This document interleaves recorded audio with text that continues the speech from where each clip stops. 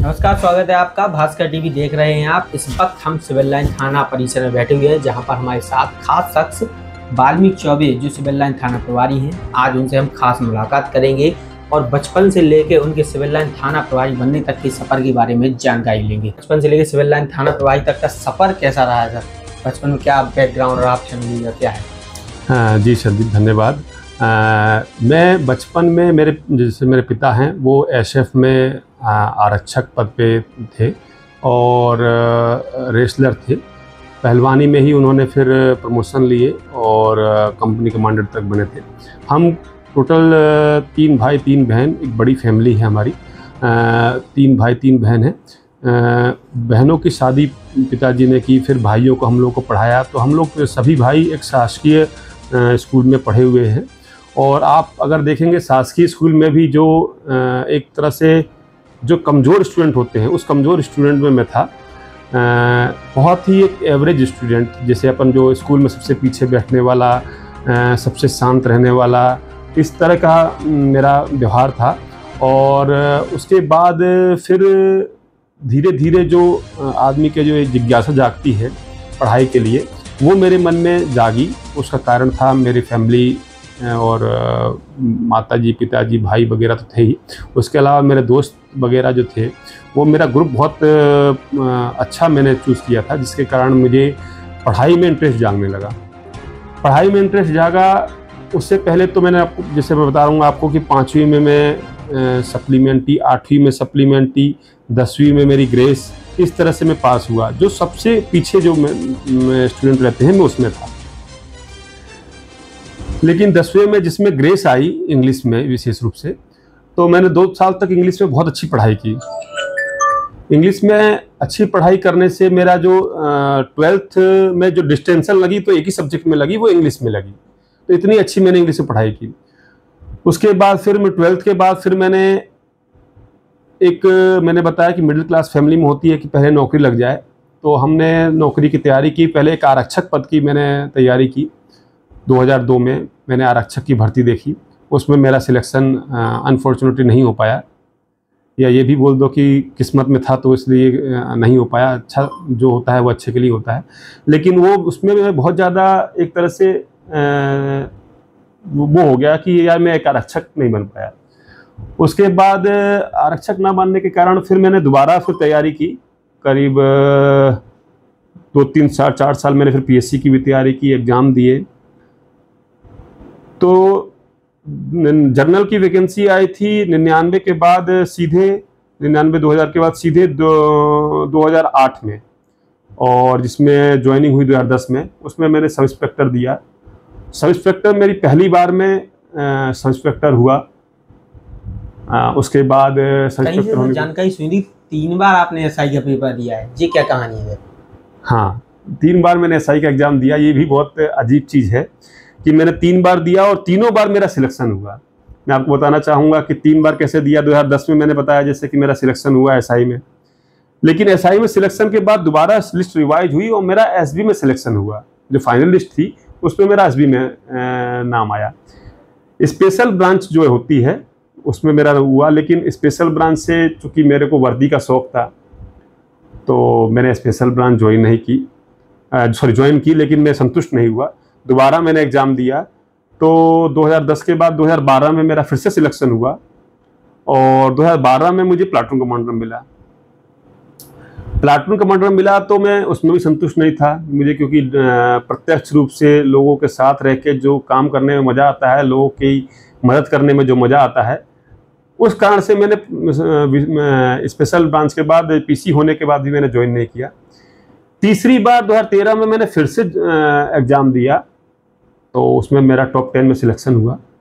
और तीसरी बार में मेरे को जो मेरी पहली प्राथमिकता थी, जिला बल थाना के जो पुलिसिंग होती है उसमें, तो उसमें मेरा सिलेक्शन हुआ। और ये भी मैं बताऊंगा कि ये तीनों बार मेरा सिलेक्शन हुआ, ऐसा बहुत कम लोग मध्य प्रदेश में हैं। जैसे मैं हूँ, मुझे ध्यान है, एक योगेंद्र हैं, योगेंद्र दुबे, तो वो है। हम लोगों का क्या है कि 3 बार सिलेक्शन हुआ, और 2010 बैच, 2012 बैच और 2013 बैच।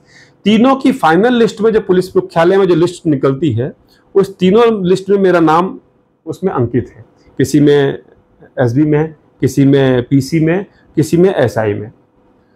तो ये भी एक दुर्लभ संयोग था जिसमें मैंने मेहनत से और माता पिता के आशीर्वाद से, टीचरों के आशीर्वाद से और अपने दोस्तों के सहयोग से ये सब मेरा सिलेक्शन हुआ। शुरुआत मेरी थी कि मैं ज़िंदगी में आरक्षक बन जाऊं, आरक्षक नहीं बन पाया और लेकिन सब इंस्पेक्टर तक बन गया। संघर्ष करना पड़ा, संघर्ष भी, और सर फैमिली का सपोर्ट करना क्या रहता था? बिल्कुल सही बात है, संघर्ष बहुत ज़्यादा रहता है। जैसे मैंने बताया कि मिडिल क्लास फैमिली के लिए एक बहुत टफ चीज़ होती है कि वो सब इंस्पेक्टर या पीएससी के एग्ज़ाम, जैसे मैं तैयारी कर रहा था, पीएससी के एग्ज़ाम निकाले, क्योंकि संसाधन लिमिटेड थे। सरकारी स्कूल में हम पढ़े थे जिसमें हमारी प्राथमिकता ही शुरू में केवल पास होना थी कि हम पास हो जाएं। पहले जो रिजल्ट आते थे वो अखबारों में आते थे, आपको ध्यान होगा 10th और 12th के रिजल्ट अखबार में आते थे, तो उसमें रोल नंबर आना ही हमारे लिए पर्याप्त था। माता पिता सोचते थे कि कैसे भी करके भर्ती हो जाएं और भर्ती होने के बाद अपना जीवन यापन करने लगे, लेकिन जितना सोचा था माता पिता ने उससे ज़्यादा मिला, जितना मैंने सोचा था उससे ज़्यादा भगवान का आशीर्वाद मिला। तो कहीं ना कहीं कोई मेरे ऊपर कोई शक्ति थी, माता पिता का आशीर्वाद था, दोस्तों का सहयोग था, जिससे मेरे को ये सब इंस्पेक्टर मेहनत करने के बाद मिली। 2002 में मैंने आरक्षक दिया और 2013 में मेरे को सब इंस्पेक्टर प्रॉपर मिली। तो ये 8-10 साल का मैंने बहुत बाहर पढ़ाई की। मैंने इंदौर में पढ़ाई की, भोपाल में पढ़ाई की और ग्वालियर में भी पढ़ाई की। इस तरह से मैं पढ़ाई लगातार, मेरे को पढ़ाई में रुचि होने के कारण ये सब मेरे को मिला। पहली पोस्टिंग सर कहाँ पर हुई थी अपनी? पोस्टिंग भी मेरी हमेशा जो मैं चाहता था वो मेरी पोस्टिंग कभी नहीं हुई। मेरी इच्छा थी, क्योंकि मैं इंदौर भोपाल में, मैंने आपको बताया कि इंदौर भोपाल में मैं पढ़ाई करता था, तो मेरे मन में था कि ग्वालियर का रहने वाला जरूर हूँ, लेकिन मेरा व्यवहार ग्वालियर और भिंड मुरैना तरह, चंबल तरह नहीं था। तो मैं सोचता था यार भिंड मुरैना छोड़ के कहीं भी पोस्टिंग हो जाए। तो मेरी उसके बाद विशेष रूप से मेरी इच्छा थी कि मालवा में पोस्टिंग हो। तो इंदौर, उज्जैन, भोपाल ये मेरी प्राथमिकता थी, लेकिन मेरी पोस्टिंग, बोलते हैं जो लिखा होता है वही होता है, मेरी पोस्टिंग भिंड ही हुई। पहली पोस्टिंग मेरी भिंड हुई 2013 में। जैसे ही मेरा रिजल्ट आया, हमने ज्वाइन किया, JNPA में लिस्ट आई, तो मेरा नाम भिंड के लिए था।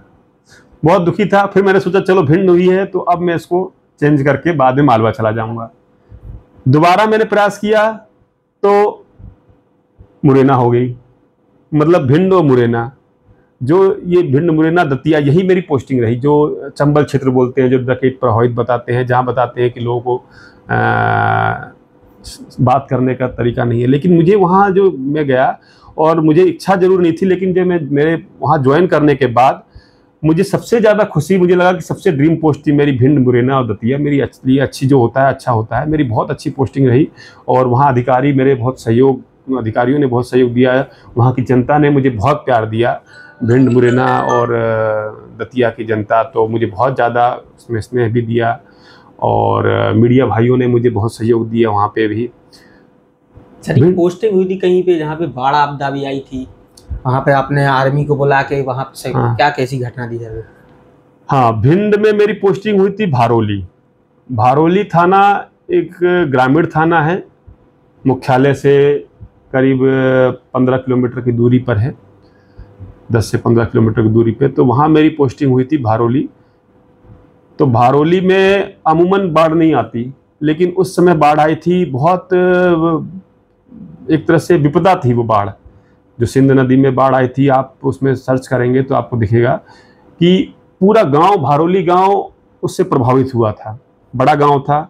हम लोगों को सूचना मिली थी कि पानी छोड़ा गया है और बाढ़ बहुत भयंकर आने वाली है। हम लोग वहाँ पहुँचे, पहुँच के हमने वहाँ पे अनाउंसमेंट किया कि बाढ़ आ रही है, लेकिन एज यूजुअल गाँव वाले जो सोचते हैं कि हर साल पुलिस आती है और बरसात में बोलती है, लेकिन कभी होता नहीं है, तो लोगों ने नहीं माना। और बाढ़ ऐसी आई कि पूरा गांव, एक भारोली एक बड़ा गांव है, भारोली कला, भारोली खुर्द, 2 गांव है, पंचायत है, 2 पंचायत उसी गांव में है, इतना बड़ा गांव है। तो उस विपदा में करीब पूरे भारोली गांव प्रभावित हुआ। थाने तक का मार्ग कट गया मुख्यालय से और लोग बहुत ज़्यादा घरों की छतों पे बैठे थे, 3-3 मंजिल ऊपर बैठे थे। पानी की समस्या आ गई थी, भोजन की समस्या आ गई थी। तो बोटों से हमने कई लोगों को उसमें निकलवाया, बोट बुलवाया मैंने, एनडीआरएफ और एसडीआरएफ से संपर्क करके बोटों से लगातार लोगों को ढोया, निकाला।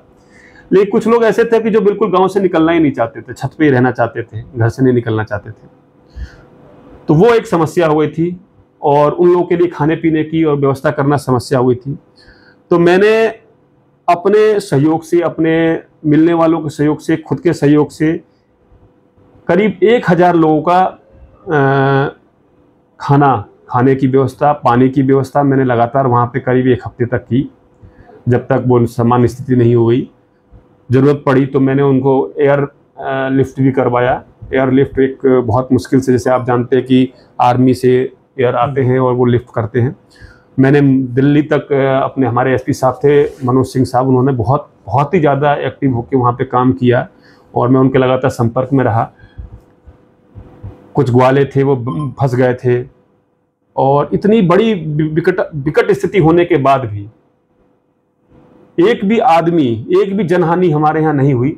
ये मेरे लिए एक जीत थी, मेरी जीत थी और मेरी मेहनत की जीत थी। हम रात भर वहाँ सोए नहीं। एक व्यक्ति भैंस लेके जा था तो वो फंस गया था बिल्कुल बीच में, और पेड़ों के बीच में बिल्कुल रात भर में बहुत फंस गया था।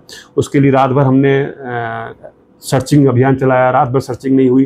तो सुबह 5 बजे वो मिला, उसको लेके हम जिंदा लेके वापस आए।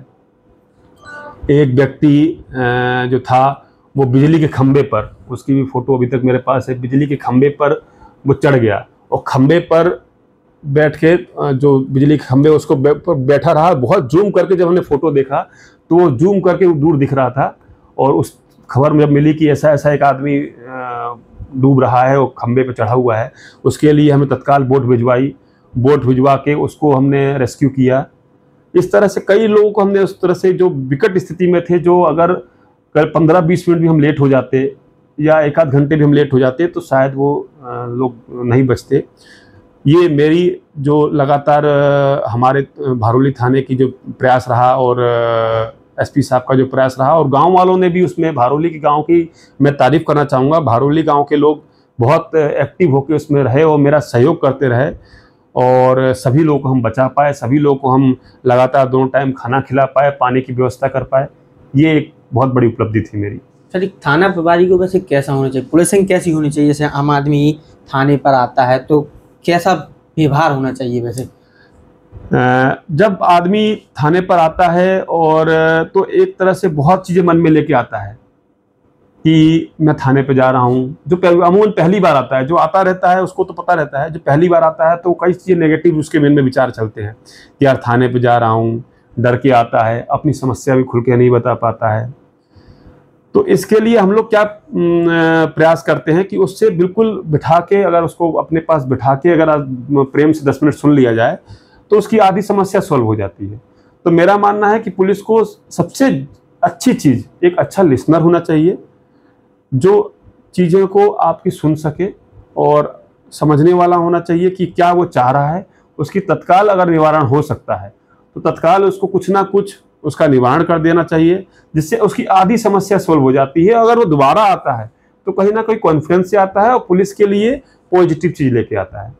तो मेरा यही मानना है कि पुलिस को एक जन सहयोग के लिए आपको बनाया गया है। आप जनता की मदद के लिए हैं। आप जनता की मदद अगर पॉजिटिवली करेंगे तो पुलिस की छवि सुधारी जा सकती है। छात्रों के लिए क्या कहेंगे सर? छात्र जैसे स्कूलों में कट्टे लेकर, हथियार लेकर जा रहे हैं, उनको लेकर कहें, जैसे अपने सिविल लाइन क्षेत्र में ही 2 मामले हुए थे।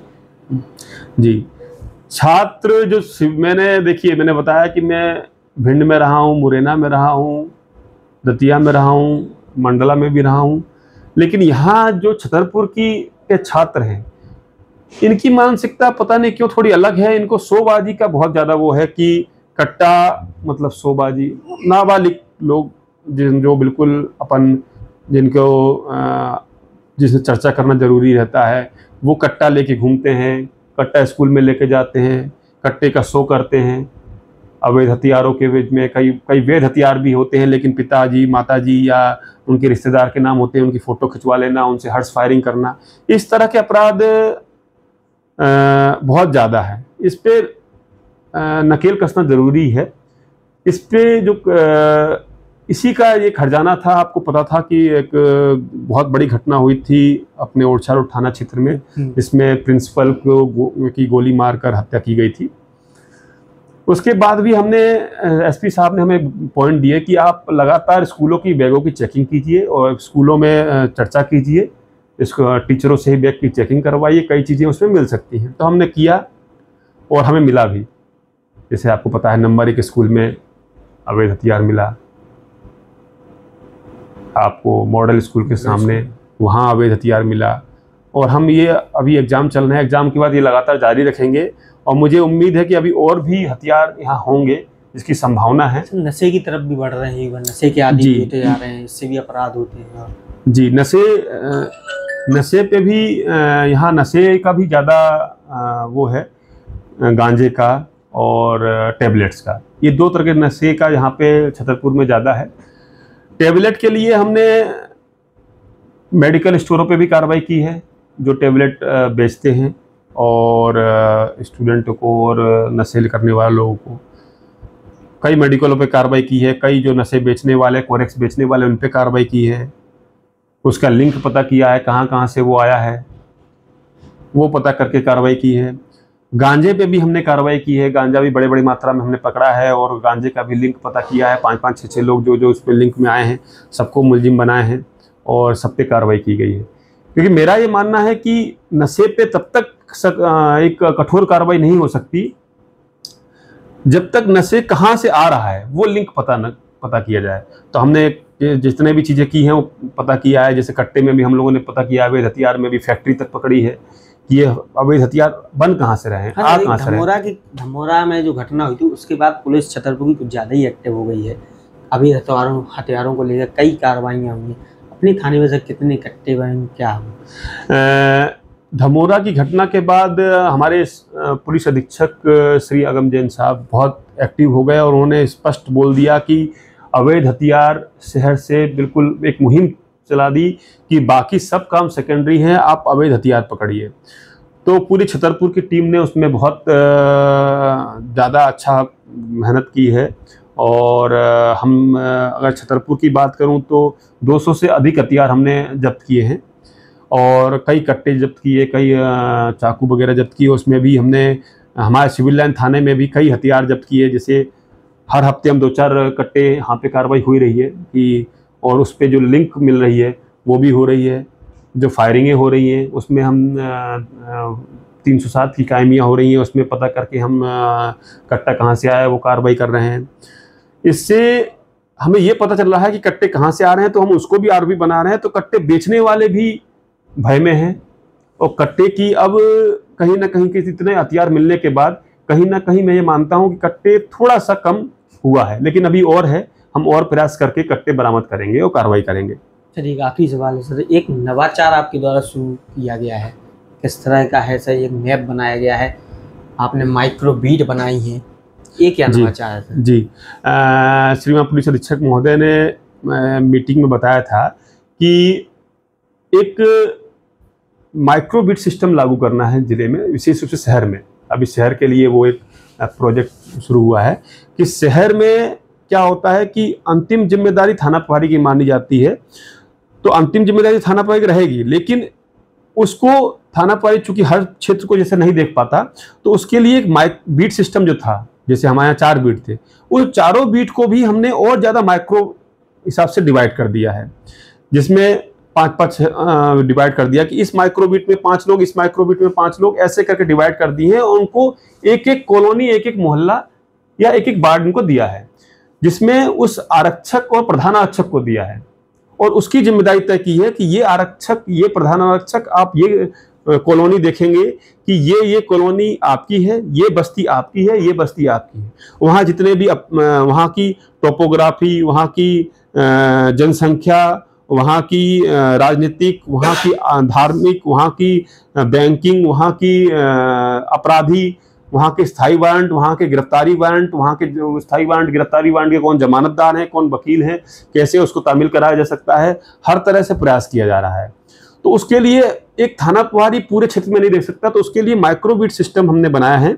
और माइक्रोबिट सिस्टम मैंने चार्ट भी अपने टेबल पे हमेशा रखता हूँ, और एक नया नक्शा हमने जो बनाया है कलर करके इसको तैयार किया है, और जिससे कोई भी फायदे वैसे क्या क्या हो जाएंगे और क्या क्या इसके फायदे कंट्रोलिंग का रहेगा और नॉलेज का रहेगा। क्या है वो बुकलेट, जैसे मैंने बताया एसपी साहब ने जो दी है, वो करीब 100 से 150 पेज का है। उस 100 से 150 पेज में केवल और केवल इस बीट के बारे में, जो उस मोहल्ला है, स्पेशल मोहल्ला, उस मोहल्ले के बारे में पूरी जानकारी रहेगी। उस मोहल्ले में कौन पार्षद है, पूर्व प्रत्याशी कौन था, वर्तमान प्रत्याशी कौन था, पटवारी कौन है, रोजगार सहायक कौन है, सचिव है तो कौन है, वहाँ पे पूर्व में कौन कौन से अपराध हुए हैं, अब वर्तमान में कौन कौन से अपराध हो रहे हैं, कौन कौन से अपराधी वहाँ रह रहे हैं, कौन कौन से कट्टे वाले पूर्व में पकड़े गए हैं जो वहाँ रह रहे हैं, कौन कौन से नशा बेचने वाले हो रहे हैं, कौन कौन से शराब बेचने वाले वहाँ रह रहे हैं। मतलब एक पूरी अपराध और उस अपराधी के बारे में पूरी जानकारी के साथ साथ वहाँ पे कुछ अच्छे व्यक्ति भी हैं जो पुलिस की मदद करते हैं, तो वो कौन कौन से हैं, वहाँ रक्षा समिति को एक्टिव करना। तो एक थाना ही उस बीट को मान लिया गया है। तो एक थाने पे कंट्रोल रखना एक बड़े क्षेत्र में, उससे अच्छा हमने सोचा कि 20 क्षेत्र बांट दिया जाए। तो थाना सिविल लाइन में 20 एरिया हमने बांट दिया है। उस 20 एरिया में 20 लोगों को नियुक्त किया गया है। उस 20 लोगों को वही व्यक्ति नियुक्त करेगा, वही देखेगा कि क्या वहाँ पे जुआ चल रहा है, क्या वहाँ पे सट्टा चल रहा है, क्या वहाँ पे कोई अपराध हो रहा है। उसकी जिम्मेदारी उसकी होगी और उस पर कंट्रोल, उत्तरदायित्व हम उसको दे रहे हैं कि उसका उत्तरदायित्व है, तो उसको अधिकार भी हमने बहुत सारे दिए हैं। सुना है उच्च अधिकारियों के द्वारा आपको सराहना भी की गई है इस कार्य की? जी, उसमें एसपी साहब ने सराहना की है। एसपी साहब ने भी वरिष्ठ अधिकारियों को वो चार्ट भेजा है। कई जिले के एसपी भी उसमें, चूँकि वरिष्ठ अधिकारी के पास गया है, तो मैंने देखा है कि कई जिलों के एसपी साहबों के भी संपर्क हुआ है कि ये बीट चार्ट वायरल हुआ है, या इस बीट चार्ट की तारीफ अधिकारियों ने, वरिष्ठ अधिकारियों ने, भोपाल स्तर के अधिकारियों ने तारीफ की है। तो उस तारीफ के बाद कई एसपीओ ने, एसपी साहबानों ने हमसे संपर्क करवाया है कि इसमें कैसे कैसे और सुधार हो सकता है और कैसे कैसे ये बीट पुस्तिका पूरे मध्य प्रदेश में कैसे कैसे लागू हो सकती है, वो भी देखी जा रही है। हमारे साथ सिविल लाइन थाना प्रभारी वाल्मीकि चौबे, जिन्होंने अपने बचपन से लेकर सिविल लाइन थाना प्रभारी बनने तक का सफर हमारे साथ साझा किया है। हमारे भास्कर टीवी पर बने रहिए। हम ऐसे ही आपको हर दिन किसी न किसी व्यक्ति से खास मुलाकात कराते रहेंगे। नमस्कार।